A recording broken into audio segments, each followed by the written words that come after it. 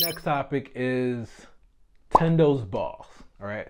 So I have watched The Walking Dead. Right. I feel like there's only a handful of like iconic zombie apocalypse type shows. So there's like, of course, there's Resident Evil.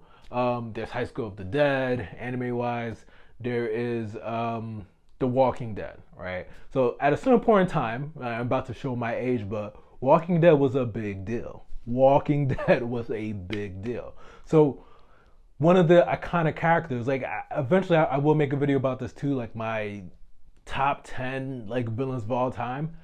Like Negan did such a good job in terms of, I remember when that first episode came out, right? Negan, like the Negan saga, and people online when Facebook was popping was going crazy. It's like, yo, Negan is that dude. Before Rick used to be that dude, and like through all trials and tribulations, like Rick always like stood out on top. But like he came across Negan, and Negan was that guy. He didn't know Negan was that guy, right? So Tendo's boss reminds me of Negan to a lesser extent, right? And this is what I mean by reminds me of Negan. I feel like it takes a certain personality, despite how negative that personality is, to like be able to manipulate people the way that he does. So like imagine like, yeah, your boss is shitty or whatever, but like he's managing to get all this productivity out of all these workers, all these people. So who would think like your negative boss would be surviving in an apocalypse? Like no, like I feel like those are like the first people to die, right? Like the shitheads. Like all right, like the people who were like bullies and all that stuff. Like you would think, I don't know if you're like, I won't even say like religious, but if you're of that positive thinking, like all right, well, Judgment Day, when Judgment Day comes, the people who have been doing right will prosper, and the people who have been doing wrong are going to be left to dead or the fire. Unfortunately, real life isn't like that, right? So, and unfortunately, like you'll see like a lot of like shitheads or like those negative people. Maybe they tend to thrive more in a zombie apocalypse. Maybe they tend to thrive more during Judgment Day because they have that negative, ruthless way of thinking. So I say all this to say that Tendo's boss, when he kind of got them and Tendo to like work for him again during the zombie apocalypse. Granted, Tendo kind of broke out of it eventually, but like I feel like it takes a certain caliber of villain, right, to be able to manipulate people in such a way where it's like, I say this all the time when I watch these kind of shows.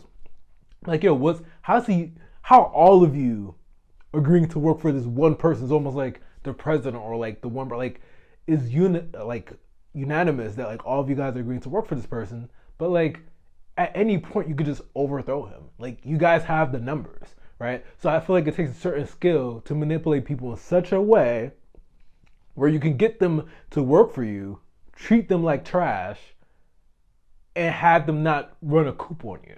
Right? Eventually, I could be wrong because I'm really not a history buff, but eventually a coup will happen, right? So I guess it happened when Tendo came. Because people can only be oppressed for so long before they try to like uproar. Maybe not everybody, but there's always gonna be that one individual where it's like, yeah, I'm not cool with this, I'm gonna try to overthrow him.